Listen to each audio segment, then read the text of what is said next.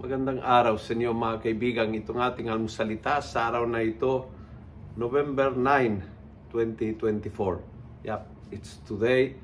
Ang Ebanghelyo ay Luke 6, 6 to 11. Another effect of being under the influence of bad spirit. One is what happened kahapon, being close, bingi at pipi.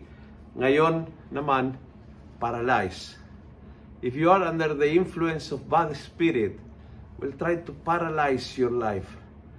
Will try to make your life stop.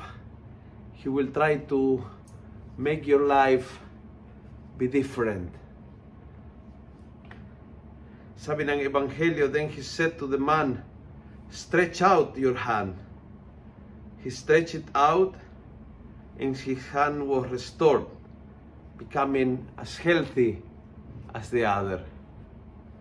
Let us ask today the grace to Jesus to be restored out from our paralysis.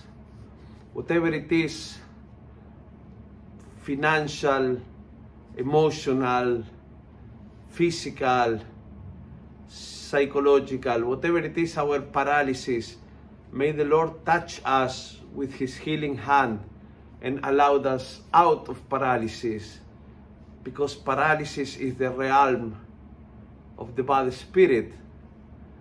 But with the Lord, there is freedom, there is quality. Kaya humingi tayo ang biyayang ito.